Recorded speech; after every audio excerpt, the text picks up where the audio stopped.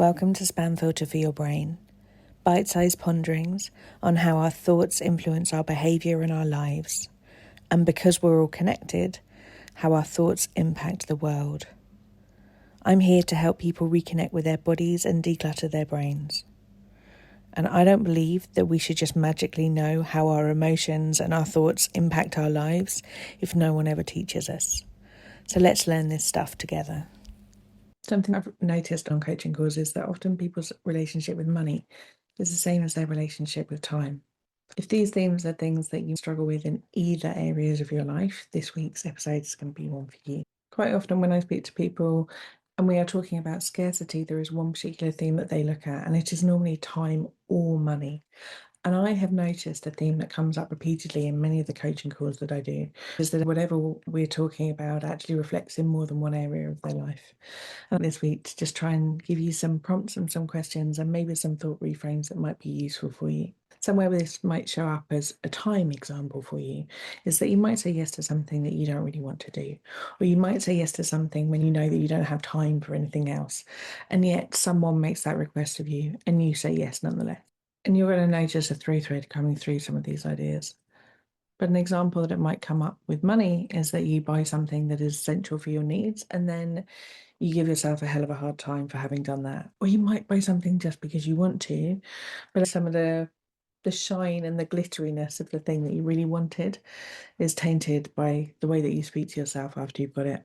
Or maybe that shows up in a work example. You undercharge for your work because you're worried about talking about money with other people, and you're worried about beginning those conversations about how your time and your money are worth something to somebody else. And I invite you to think about where these scenarios play out for you. Where is your thought about time scarcity, about money scarcity? When you have these common thoughts, think about a scenario recently where this might have come up for you, and think about the thing that you were telling yourself about that story. What is the thought that is causing you the most suffering, the most anxiety, the most amount of stress? Just hang on to that lightly if you're safe and able to do so, just for a couple of seconds. Where does it show up in your body? Does it give you sweaty palms? Does it make your chest a bit tight? Does it make your jaw tighten? Where do you find that this story that you're telling yourself, the thought that is causing you the problems, where does this sit in your body? Just taking that 1 second to stop and notice and seeing where it registers within you clicks in a different part of your brain, and it takes you out of the thought that can quite easily spiral into dismay. And I've found with both time and money, there are a whole load of thoughts that seem to loop for many people, and they show up in both areas. They are thoughts like, I should be able to handle this. Other people need this more than me. I'm not allowed to take this. I'm not allowed to take up space. Someone else deserves it more than me. I'll deal with this later. If I close my eyes, this isn't actually happening.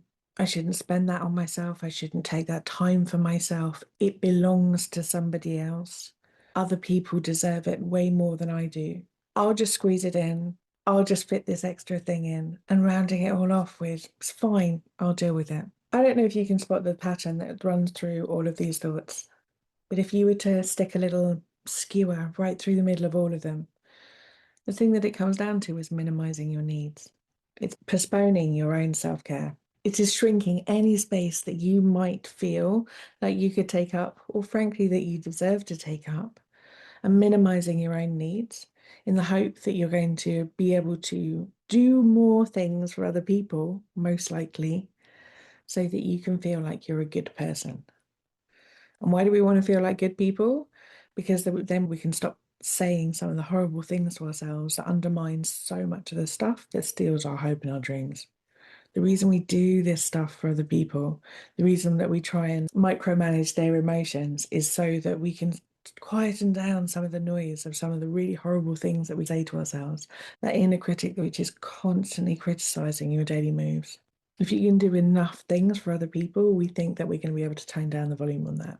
And so this week, I just wanted to offer you a few reframes just to see if they might be useful for you, different thoughts that you could try on and see if they might ease some of that tightness and some of those feelings that you're feeling in your body. Take the ones that are useful for you and leave the rest. I thought I would offer these as a little platter that you can collect things from, which may be useful. One of the things that I find most useful as a thought and an anchor is that time and money are not moral tests. They're resources, and you're allowed to use them any which way that you choose. Try on the thought that my needs are not an inconvenience. Your needs are information. Try on the thought I'm allowed to make choices before there's a crisis. That one's a wild notion. One that can be really good at interrupting the pattern of internalized productivity culture is I don't need to justify why I need more time or more rest. Not to you and not to anybody else. And one which is really lovely to take into any areas of your life just to try on. Sometimes it's going to feel a bit uncomfortable, and sometimes it's going to feel a bit more expansive. And that's this isn't an indulgence, this is sustainability. These sentences aren't meant to fix anything. They're just meant to give you a little bit of an awareness in your body and a little bit of ease from some of the background noise that we are incessantly talking to ourselves, telling ourselves that we're getting it wrong. We're not trying to get to this brilliant goal of everything is light and rosy and I am able to manifest my way to the perfect amount of time and money that I want. And honestly, if I had the cure, I would give you that magic wand. But I find getting to these thoughts and identifying the things that create a little bit more ease in your days is a way to be able to attain neutrality, which feels like it isn't that much of a step forward. But actually, it's everything. Because if we can just get onto a level playing field, we can decide where we want to go. The thing is that if we have scarcity in our minds about money or about time, it's going to show up in other areas of our life. It's going to show up in our work life. It's going to show up in our relationships. It's going to show up in the way that we speak to our bodies. It's going to show up in the way that we allow ourselves any kind of praise or congratulations for any of the progress that we're making. This feeling of scarcity is rooting down to this idea and this fear that maybe we're not good enough. And the way that we treat ourselves in regards to time and the way that we treat ourselves in regards to money really emphasizes some of the thoughts that we have going on in the background about the way that we feel about ourselves. Learning some of these new thoughts and just expanding and practicing what you can do to take yourself out of feeling really tight and trapped in some of these narratives can just allow ourselves a little bit more space to explore where we might be able to trust ourselves, where some of the things that have gone on in the past or the stories that we've told ourselves don't have to be the only narrative that we offer. Because I've noticed when you treat your time as disposable, you quite often treat your money that way too. And you quite often treat yourself as disposable in relationships. You quite often treat those extra little bits of hours and time and offerings that you give to work as just not that important. Quite often, when you think that you have to earn rest, you also tell yourself that you have to earn financial safety as well. And you'll notice that these kind of goalposts, especially in regards to money, it's always a little bit more. It's not if I got to this particular place, I would feel safe within myself and things would be easy.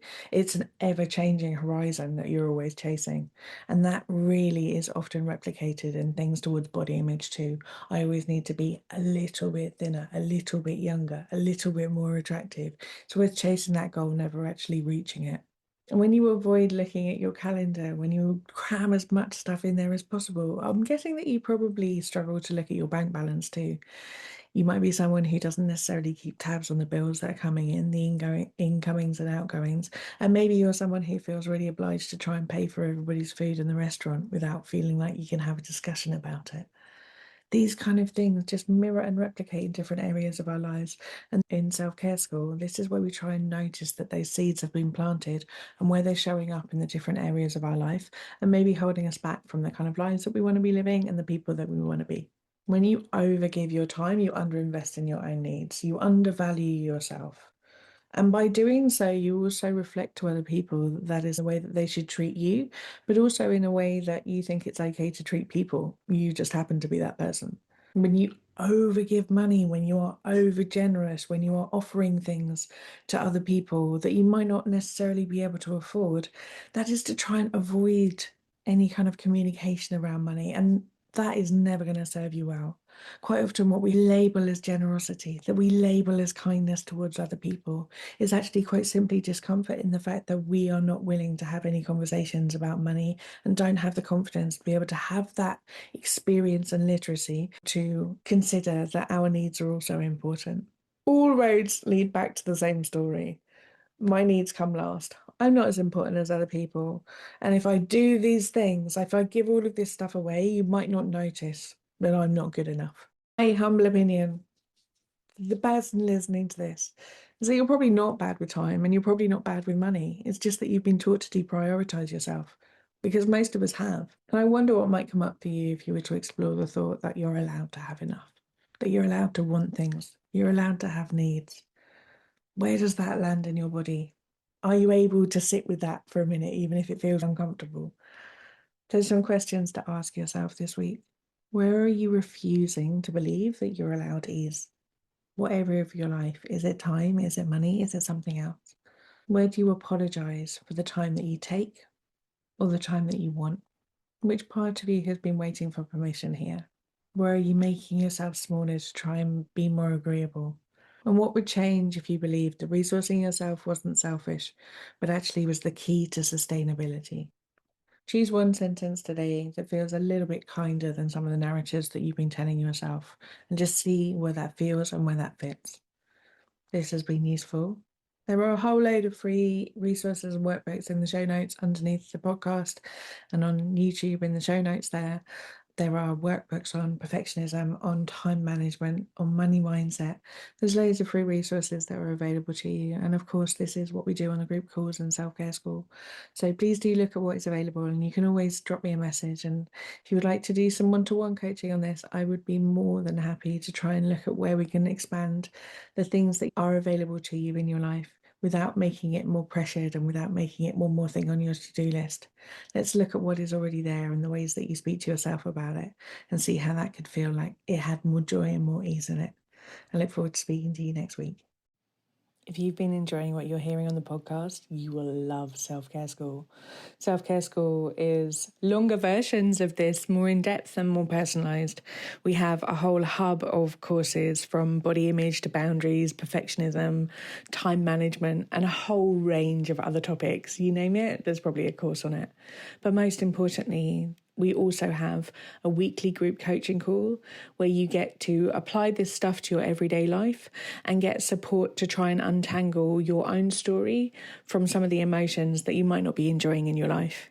If you would like to learn how to apply this work to your specific situation and to be building a life of your dreams, I would love to see you inside.